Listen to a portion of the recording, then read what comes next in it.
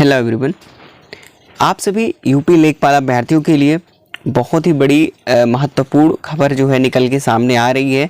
आप सभी की यूपी SSC लेखपाल जो डॉक्यूमेंट वेरिफिकेशन प्रक्रिया है ये बहुत जल्द होने वाली है। जो अभी तक इतना डिले हो गया कुछ दिन, तो इसके कारण रहे हैं जो भी रहे हैं, मैं आप सभी को बताने वाला हूँ क्या रहा है। और मैं आप सभी को विज्ञापन दिखाने वाला हूँ। काफ़ी लोगों ने विज्ञापन देखा ही होगा, लेकिन कुछ पॉइंट आप लोगों को समझ में नहीं आया है, जो कि काफ़ी लोग कमेंट कर रहे थे जानने के बावजूद भी। तो उसके ज़रिए मैं आप सभी को सारी चीज़ें कंफर्म करने वाला हूँ और इस वीडियो के अंदर आप सभी को कट ऑफ बताने वाला हूँ। आप सभी के डाटाबेस पर जो आपने डाटा बताया था कि इतने मार्क्स पर जो भी हमारे स्कोर रहे हैं, या फिर हमारे जो डॉक्यूमेंट वेरिफिकेशन के लिए जो कट ऑफ बनी है, इससे हमारे इतने नंबर ज़्यादा हैं, तो क्या सर मेरा सिलेक्शन हो सकता है? तो पूरी चीज़ें बताएंगे। बिल्कुल आपको क्लियर वीडियो को एंड तक देखना है, कहीं भी इसकी बिल्कुल मत करिएगा। सबसे पहले आप सोचोगे सर आप तो पीछे हो गए भाई दिखाने में। बिल्कुल, मैं आप सभी को इससे पहले बता भी चुका हूं उस दिन, लेकिन आज कुछ पॉइंट्स हैं, मैं उस दिन भी बताया था और आज भी बता रहा हूं कि आप लोगों को बिल्कुल परेशान होने की जरूरत नहीं है। देखिए, यहाँ पर मैं पूरी रीड नहीं करूंगा, कुछ पॉइंट्स थे जो मैं आपको बताने वाला हूँ। देखिए, इसमें आप सभी को आगे जो यहाँ पर राजस्व लेखपाल के 8085 पदों भरने के लिए जल्द ही प्रमाण पत्र मिलने की तैयारी करने की तैयारी की जा रही है, यानी कि आपको कराया जाएगा। मेरी बात सुनना, अब यहाँ पर कह रहे हैं सभी दिव्यांगों को बुलाया जाएगा।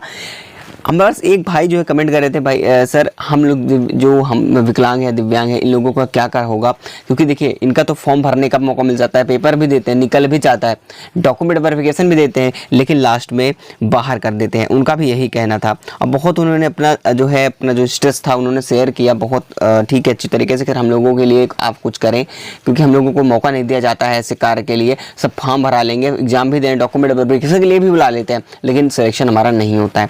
लेकिन साथियों, आप बिल्कुल भी घबराइए नहीं, क्योंकि आप लोगों के लिए भी मौका दे दिया गया है। यानी सरकार अब दिव्यांग जन को भी भत्ता बढ़ाएगी और साथ ही साथ आपको भी जॉब देगी। ठीक है, आप बिल्कुल परेशान मत होइए। एक बच्चे ने कमेंट किया था, बहुत भाई ने बहुत मतलब दुख अपना जो प्रकट किया, भाई उस तरीके से देखता है ना कि सही बात है। मैं आपको एक पॉइंट दिखाता हूँ, मेरे समझिएगा बात को, क्योंकि मैं पूरा चीज़ एक्सप्लेन करता हूँ अच्छी तरीके से। तो आप सभी बिल्कुल भी परेशान मत होइए, आप सभी को मौका मिलेगा।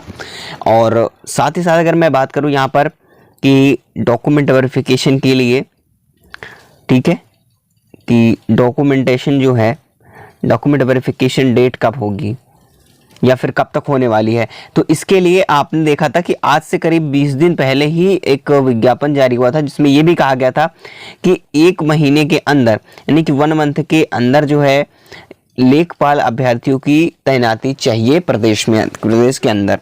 क्योंकि अभी पदोन्नति हुई है, तो उसमें पोस्ट भी खाली ऊपर से हो गई है, तो ज़रूरत है लेखपालों की। इसीलिए उन्होंने यह भी कहा था कि जल्द से इस प्रक्रिया को आगे बढ़ाया जाए। लेकिन फिर भी इन्होंने डिले किया, क्योंकि जून के करीब ये 25 तारीख तक, ठीक है, जून के 25 तारीख तक इनको नोटिस दे देनी थी, डेट दे देनी थी डॉक्यूमेंट वेरिफिकेशन के लिए, लेकिन इन्होंने नहीं दिया है, क्योंकि थोड़ा सा बिजी भी थे। अभी बोर्ड टेक्नीशियन का भी खत्म हुआ, उसके बाद अब काफ़ी सारे इससे पहले के एग्जाम जो है वो डॉक्यूमेंट वेरिफिकेशन करवाना, DV करवाना पड़ा हुआ है इससे पहले की भर्ती का। इसीलिए थोड़ा सा उस पर भी मीटिंग चल रही थी, उस पर भी बहस चल रही थी। हालांकि सारी चीज़ें क्लियर हो चुकी हैं। अब सीधा सीधा ये कहना है कि सबसे पहले लेखपालों की जो है ज्वाइनिंग होनी चाहिए। इसी वजह से अब क्या होगा, ये जो डॉक्यूमेंट वेरिफिकेशन है ये आपके जुलाई में, इसी जुलाई मंथ में होने वाला है। ठीक है, जुलाई में होने वाला है, यानी कि इसी फर्स्ट वीक में, इसी सप्ताह में, स्टार्टिंग के सप्ताह में आपको कभी भी आपको नोटिस देखने को मिल जाएगी।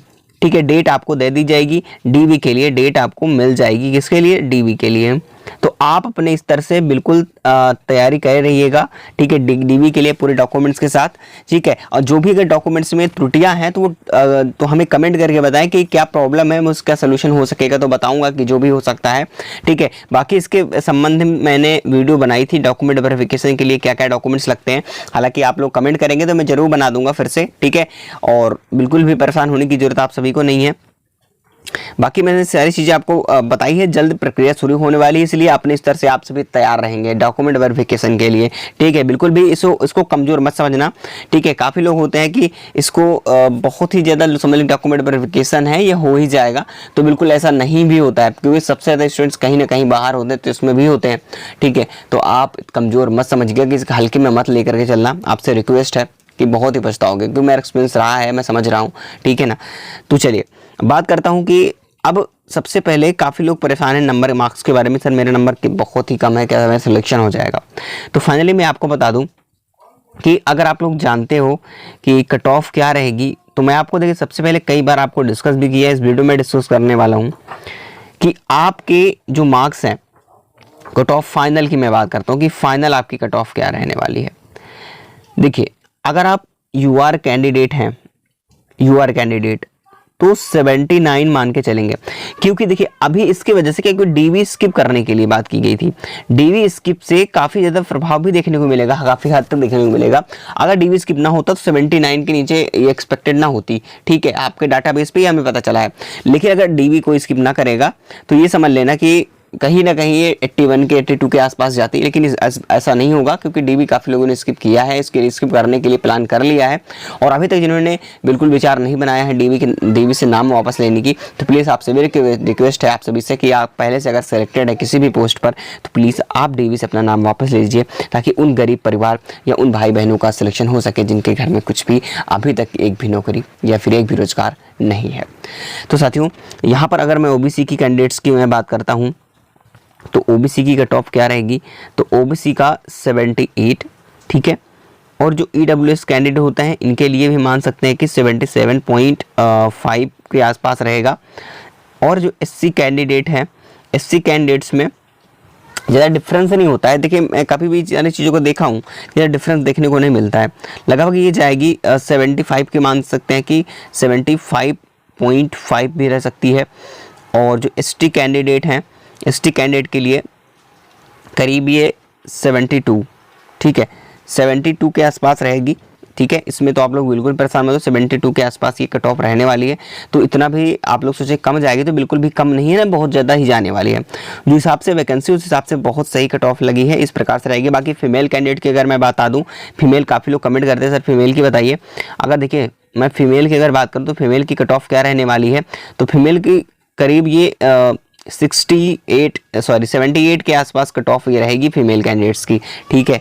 तो ये चीज़ें मान के चलिएगा। कभी भी अगर मैं बात करूँ उत्तर प्रदेश में कभी भी वैकेंसी आती है, अगर फीमेल कैंडिडेट्स होते हैं, तो फीमेल कैंडिडेट्स में ये होता है कि हमेशा ओबीसी एंड जनरल को फाइट करते हैं। इसी कैटेगरी में दोनों कट ऑफ रहती है, इतनी एवरेज कट ऑफ रहेगी, इसमें category wise cut off female में नहीं लगती है, ठीक है। इन सारी चीज़ों को आपको ध्यान में रखते हुए सारी चीज़ें करनी है।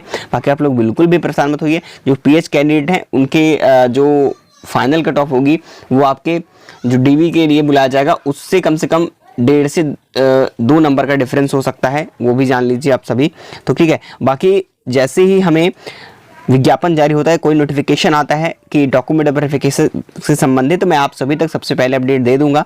आप लोग पहले ही तैयार रहिएगा, कोई भी प्रॉब्लम है तो आप कमेंट करेंगे, आपकी पूरी हेल्प होगी, ठीक है। तो बिल्कुल भी आप लोग स्ट्रेस मत लीजिए, कैसे होने वाला है सारी मैं गाइड करूंगा आप सभी को सारी चीज़ों से।